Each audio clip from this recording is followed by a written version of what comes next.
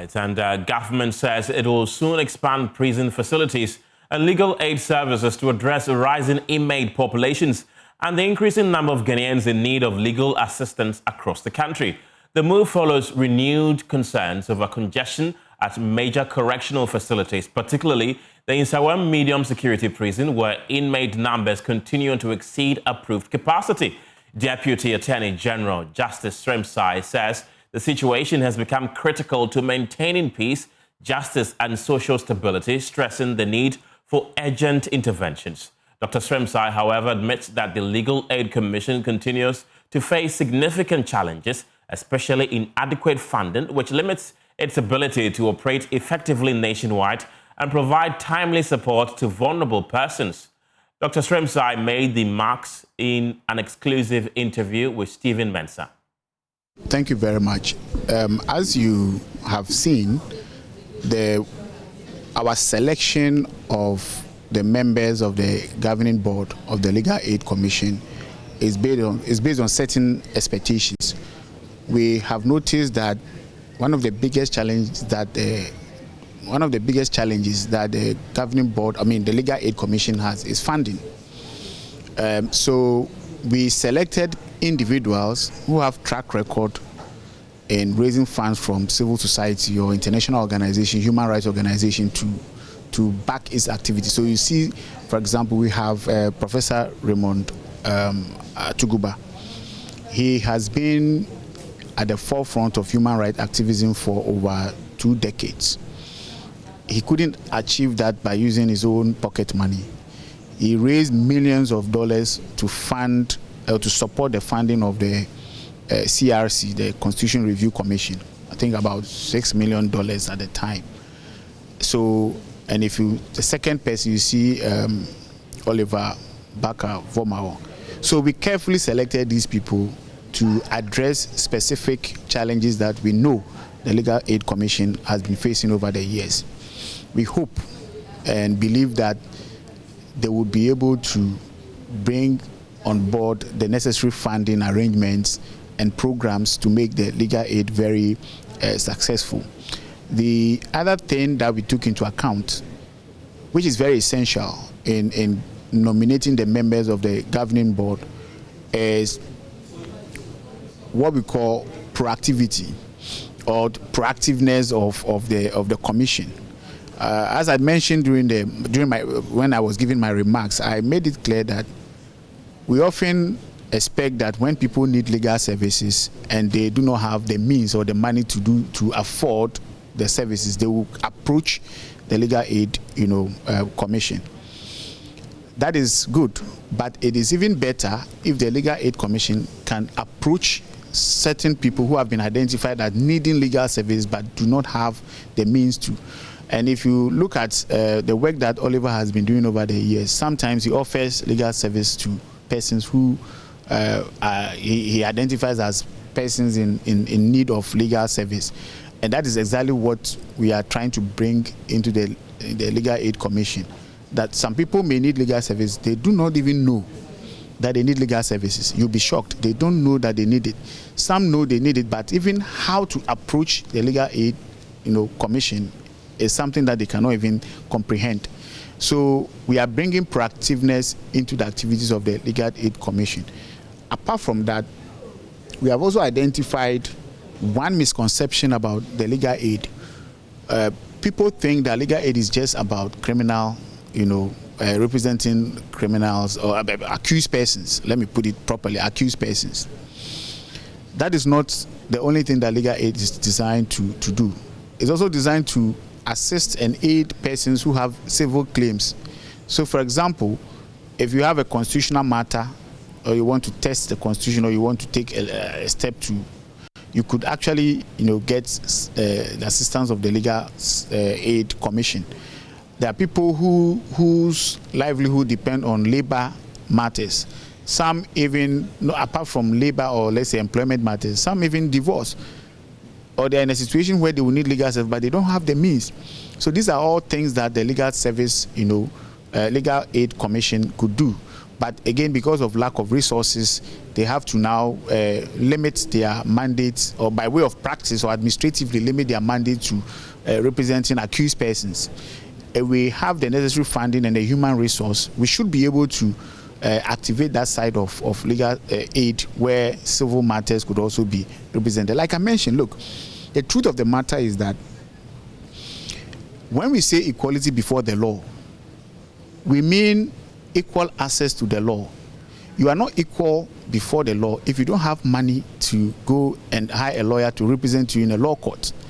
So it is a very significant, a very important institution that we need to pay attention to, and that is exactly what this government, the government of President John Mahama, is intending to do, to make sure that as many people as possible are brought to be equal before the law. Now, the last one, which also goes back to equality before the law, is geography coverage. Most of the lawyers, about 95% of the lawyers, are found in the urban areas. And when I say the urban, I'm not even talking of regional capital. I'm talking of Accra and Kumasi, and perhaps maybe Takrady. This is where you find all the lawyers. So what happened to the regions? Legal aid is one of the institutions that could, bridge the gap between the law and the individuals if we are able to expand to those other, the other parts of the country. So, and this all, you agree, depends on funding and strategy. So if you look at the membership of the governing board, you will see that we carefully choose them to help us achieve these goals.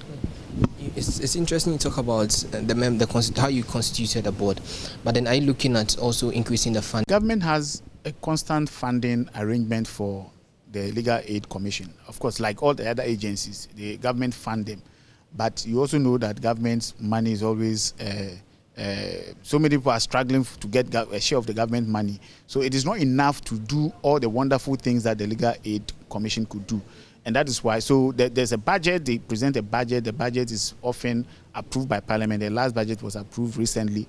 So they will get the allocation after appropriation and all that. But that money clearly is not enough to do the things that I've mentioned that they have to do. And that is why we think that we need some extra way of raising funds to support or to supplement what government is giving to the board. I want to take you back on the legal aid mandate also. From my last visit to the Legal Aid Commission, we noticed some challenges they were having with transitioning from the manual system to the analog to the digital system also. Problems with their infrastructure also. How are you looking to resolve some of these challenges also? Yeah, so they have a plan. The Legal Aid Commission, the executive director, they have a plan of improving on this, like you mentioned, this digitalization and all that. They have all those plans, and it all goes back to the issue of funding. So it's not easy to raise funds for things like this, and that is why we have acknowledged that taxpayers' money alone would not be enough to deal with this problem, and so we need to look elsewhere. And the law allows the Commission to raise funds by other means beyond the taxpayers' money that we use, to raise funds from donor sources, international organizations that are, doing some of these things already.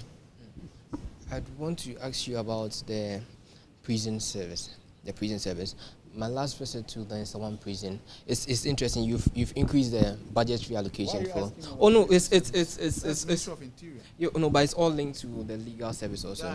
Yeah, I visited to the Nsawam prison. I was also with the Legal Aid Commission also, and some of the challenges with some of the inmates we spoke to was that they've been there for quite some time, and they've not had any response as to help. They were not helped by these legal aids, the lawyers themselves also. Are you looking to expand some of these services they are doing also? And what's your plan with the Interior Ministry too? We've ended the 2025 year. Next year, are we looking at expansion of prison service? Are we looking at helping to reduce the numbers in the prisons also? Yes, so a couple of things are underway. The first one, there's something called non-custodial sentences, where instead of sentencing the person to be in custody in the prisons, the person will be ordered to perform community service. That will reduce the number of people who are in the prison, and therefore decongesting the prison, the prisons. That is one thing that we are doing. The other thing is, as you mentioned, some of the people who find themselves in prison have not actually been properly convicted. Some of them are remand prisoners who have been there for so long that the police service couldn't, afford keeping them in the police cells, and therefore have to be, transferred to the prison. So, and there's a program in place. I don't know if you've seen Access to Justice, where persons who are on remand, their cases could be heard. Judges will now move to the courtroom, the prison to, that work. So that's also another way of trying to decongest, the prisons.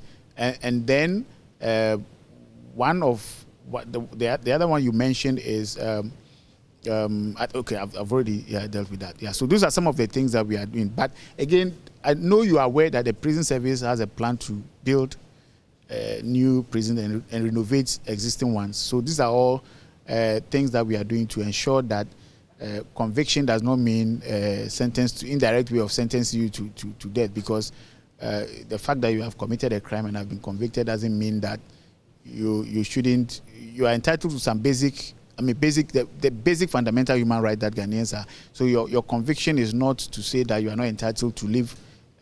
Minimum comfort is necessary. So these are some of the things that we are working on. My last question: we've ended the 2025 year. What has been your remarkable achievement in the year? So, in terms of me as in which of the? You've assumed this is 5 boards. Yeah, this is your, which one this is your first year upon assumption of office. What has been your challenges and what's your achievements? What I'd want you to enumerate on your challenges and your achievements. Okay, if you are not understanding it, okay. So is it as me personally, or as the ministry, or as any of the agencies that no. Which one? Hopefully we could take it from. You hear me say that I have another meeting at 4. Oh no, we are done. This is the last question.